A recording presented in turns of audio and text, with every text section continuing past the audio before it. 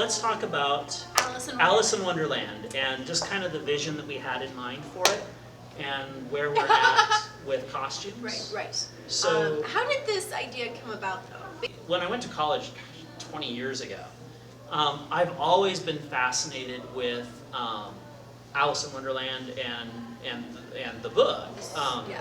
So the books, yeah. For me, it's a collected edition about Yay Fit. Right. And so it's Alice's Adventures in Wonderland and Through the Looking Glass is part of that. But it's all the poems and everything that she has written. So as I was going through ideas of artistic shoots that I wanted to do, at one point I was in a gallery here in town and really wanted to do something that was over the top. Because everybody does, the landscape photography or the portrait photography. I wanted to do something really kind of different and very fantastical. And is that a word, fantastic? Yes, it's a word now. It started with simple stuff, learning lighting and lighting techniques, stuff like that. And it just has kind of progressed. And so for me it was, what is the one thing that's like, that you could do anything with? Right. And have it be magical. Whimsical. Exactly, thank you. Yeah. And Alice in Wonderland was the first thing that popped into my head. And of course, it's always been kind of in the background. And so for me, I sat down and I started kind of writing out what I wanted, what I was kind of looking for. And the tea party scene was huge in my mind. Of course, everybody, it's very recognizable. That's the one everybody remembers. Did you know, this is a little side tidbit, that in the Disney animated film, that scene, most of it was improv by the voice actor of the Mad Hatter, because they were there being live models, Alice and the Mad Hatter, and he just started going off with the little tea party so they could draw. That's Disney, awesome. Walt heard some of it, and he's like, "This is good. This should be the scene." And they're like, "Well, the sound quality's not that great." And he's like, "That sounds like your problem." So Alice in Wonderland, yes. While I had kind of a specific vision for it, I was very open. I wanted it to be different. I wanted it to be my own, and in this case, our own. Right. Just something that was reminiscent of that people look at and go, okay, yeah, that's Alice. That's the Mad Hatter. That's the Dormouse. And yet it was your own designs and that kind of thing. Very original pieces. Yeah. Very, very original photos and pictures that you haven't seen quite that version yet. Right. And so, I'm super excited about that coming up here soon. We're going to do a test shoot, basically, of the costumes and that kind of stuff using key light, and then we're actually going to do a full scale tea party shoot. So that's going to be cool, and really I've got some other ideas too that we'll see. With Alice? With Alice. With the door you were talking about. Yeah. I want to do. Oh. Yeah. No, you go first, and then I'll go. So I want to do. Imagine, if you will, a large kind of empty field with tall grass. Right. And having a door just freestanding within that field. Right. And we got doors. We got doors. We do. And then Alice, what you'll see is Alice basically cut out, and it's a photo merge is what it's like. So the actual door portion will be shot on green screen, and Alice will not be seen behind the door. What you'll see is it'll look like a large door in the field. But when the door is open, you'll see a very large Alice looking through the door. And so it's from the perspective of, as she's looking, she's opening up the door and she's looking through and she realizes she can't fit.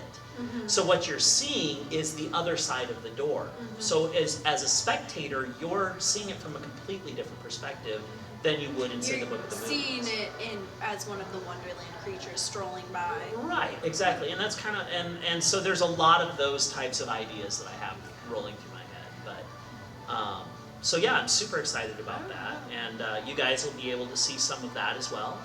We'll have videos of the in-progress shoots and behind-the-scenes snippets. So what inspired you then with your Alice portion, with the costumes? Well, like I said, when I first started making these for the SODAC Con fashion show, which I was asked to do, asked to show something, and I was like, okay, well, it cut about half a year, so I guess I'll make some Alice in Wonderland costumes, why not? And of course, a half a year turns into, 3 months, which turns into 2 months, which then you're 2 weeks, you're going, oh hey, man. 2 weeks, I've got 2 more costumes to make in 2 weeks. Yeah. I have fantastic models doing all of the characters. We have a little 7-year-old girl being the dormouse, and it's adorable. She's adormouseable. Sorry. Yeah, they keep coming. They don't get any better than that, folks. But one of the shoots we're wanting to do with her is to get a tree stump and stack her up on books. Yeah. And I think she's that's so gonna be short. I would love to see her on top of the books and the Mad Hatter just standing next to her and her like pouring the tea for the Mad Hatter, but she has to be on the books to actually be in height. But for designing the Mad Hatter, I wanted it to look kind of off and quirky. So a lot of the designs are basic and simple, like the vest. It has unique notches and collars on it, but the thing that really makes it wacky is the prints on the fabrics. And like he'll have zigzags with brown pants with gold plaid strewn through them. His pants actually button up, and he has buttons on his vest. It's double-breasted, and the buttons don't match. So it's all kind of quirky. It's there, and it goes together, but something's just kind of off about it. He's just off. And then when I do his makeup, I give him some red around the eyes because that always makes you look otherworldly and crazy. And his top hat is we originally purchased the top hat for a Christmas Carol, our production of Christmas Carol, and I found some traditional tall English top hats. That's cool. And it's perfect. Yeah. So we just tie some ribbons and scarves around it, and he's floofy and crazy again. So Alice is more traditional, or? Alice is, I have designed 3 different Alice dresses. And one I stuck very close to the traditional Disney movie of it. It's not the same color blue, and it doesn't have quite the same design, but you see it and you're like, oh, that's Disney Alice. But it has my little cute details added to it, of course. Her buttons going down the front are actually daisies, because I like to tie in the little flowers. And going around, instead of it just being a straight flare skirt, I box pleated it. So it has and I have you say these technical terms. See, it's like photography. I say key light, and people look at me like, what are you talking?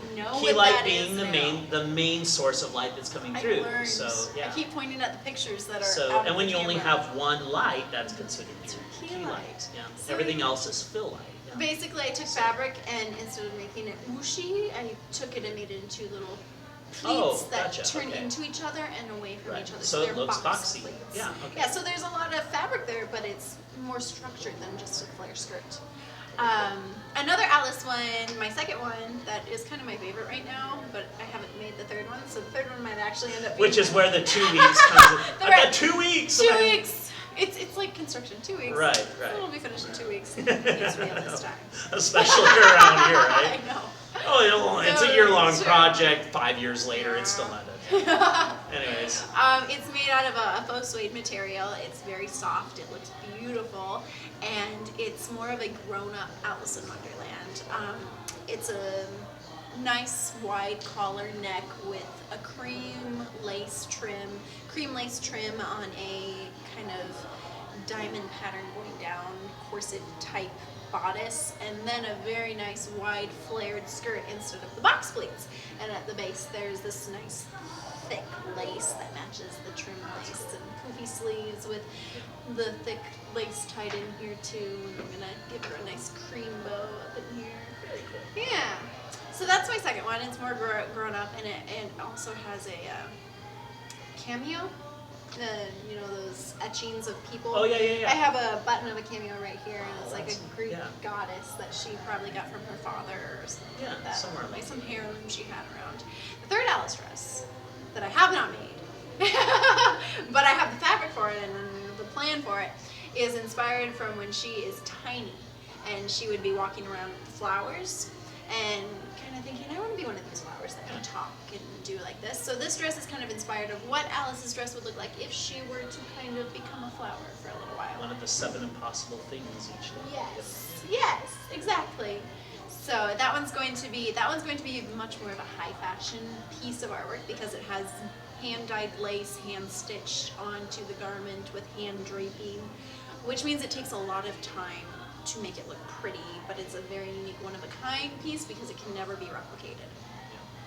So, and from a photography perspective, like the first Alice is the more traditional, and those are fairly easy to shoot because the fabrics are cottons, and they're not, but the suede kind of look that reflects light differently. Yep.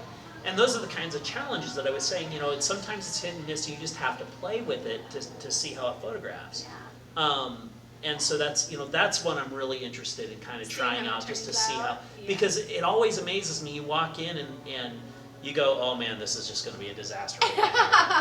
and then you get the lights on it and you're just like, oh my god, that's amazing,